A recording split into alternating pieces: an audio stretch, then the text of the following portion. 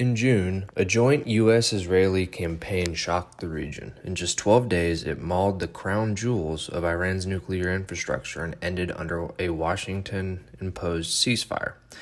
It felt like a clean win, with no wider war, a rapid exit, and Tehran's missile theatrics looking ineffectual.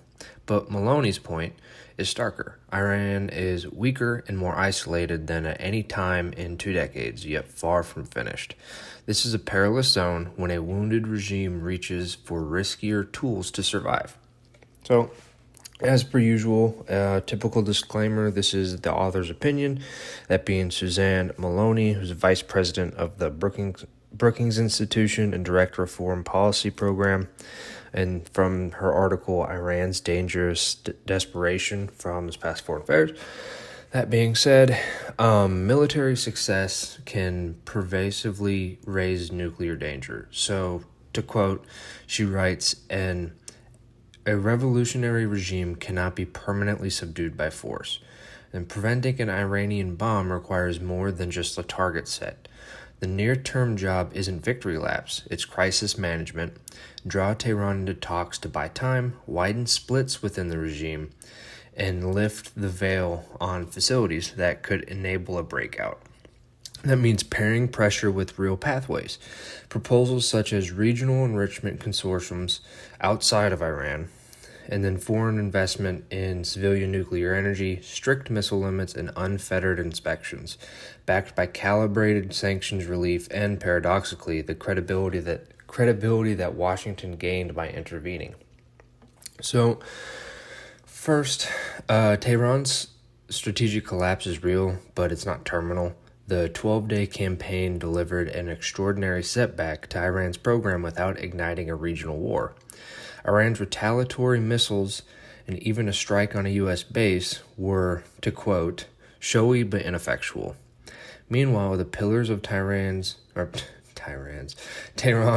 regional posture have crumbled.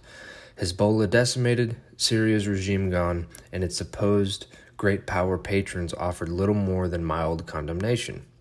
That's why the regime today is both humiliated and dangerous. Secondly, desperation changes the calculus. So with proxy networks degraded, air defenses exposed, and alliances revealed as hollow, the most powerful actors in Tehran will try to rebuild nuclear capabilities and reassert domestic control. In the modern Middle East, big blows rarely yield durable de-escalation. Instead, they harden regimes. Maloney warns that Israel and the United States may have accelerated the outcome they wanted to avoid, a harsher theocracy with a bomb in the basement and scores to settle. Third, diplomacy is a tool of prudence, not trust. Europe can still help by triggering the Joint Comprehensive Plan of Action, the JCPOA, snapback mechanism, which basically restores UN sanctions, but Maloney is clear, even that has limits given Iran's deep distrust.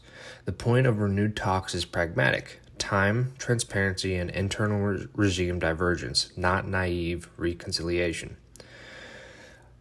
Concrete off-ramps floated before the war, regional enrichment outside of Iran's borders, investment in civilian energy paired with sanctions relief could be revived, and alongside tighter rules on missiles and inspection access. And because Trump personally owned the decision to back Israel's operation, he has unusual room to test these offers. Beware the whole mission accomplished trap, though.